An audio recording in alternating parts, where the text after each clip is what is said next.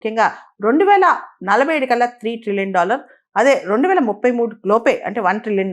2047 అనేది ఇంకా 22 ఏళ్ళ టైం ఉంది కాబట్టి ముందు 2033కి $1 ట్రిలియన్, అదేవిధంగా 2047కి $3 ట్రిలియన్ ఎకానమీగా తెలంగాణ ముందుకు వెళ్ళాలని చెప్పి కూడా తెలంగాణ ప్రభుత్వం ఇప్పుడు కోరుకుంటుంది. ఆ దిశగా అడుగులు వేస్తుంది అనమాట.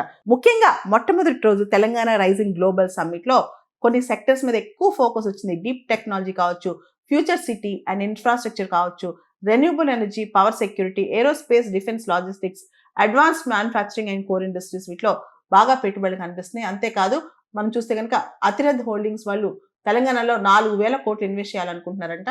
వంతార గ్రూప్, రిలయన్స్ గ్రూప్ వాళ్ళు తెలంగాణలో world class conservation and eco tourism project ని తీసుకొచ్చే అవకాశం కనిపిస్తుంది. వాళ్ళు కూడా పెద్ద ఎత్తున ఇక్కడ పెట్టుబడులు పెట్టబోతున్నారు. అదేవిధంగా super cross India private limited వాళ్ళు కూడా తెలంగాణలో పెట్టుబడులు పెట్టబోతున్నారు.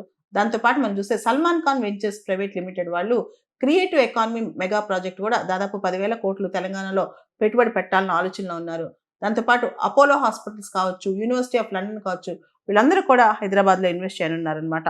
ఇంత భారీ ఇన్వెస్ట్మెంట్స్ అట్రాక్ట్ చేసే దిశగా తెలంగాణ రైజింగ్ గ్లోబల్ సమ్మిట్ ముందుకెళ్తుంది. రెండో రోజు కూడా కలిపితే దాదాపు 5 లక్షల కోట్ల ఇన్వెస్ట్మెంట్ ప్రపోజల్స్ వచ్చే అవకాశం కనిపిస్తుంది. తెలంగాణ రైజింగ్ గ్లోబల్ సమ్మిట్ 2025 అనేది తెలంగాణలో ఎడ్యుకేషన్ ఆపర్చునిటీస్ కావచ్చు, టాప్ క్లాస్ యూనివర్సిటీస్ కావచ్చు, ఐటీ ఇన్ఫ్రాస్ట్రక్చర్ కావచ్చు, హెల్త్ కేర్ ఇన్ఫ్రాస్ట్రక్చర్ కావచ్చు, ఇన్నోవేషన్ కావచ్చు, రోబోటిక్స్ కావచ్చు, వైల్డ్ లైఫ్ కావచ్చు, అన్నిటికి కలిపి వన్ స్టాప్ సొల్యూషన్, అన్నిటికి కలిపి వన్ స్టాప్ ఇన్వెస్ట్మెంట్ ప్లాన్ అని కూడా చెప్పుకోవచ్చు.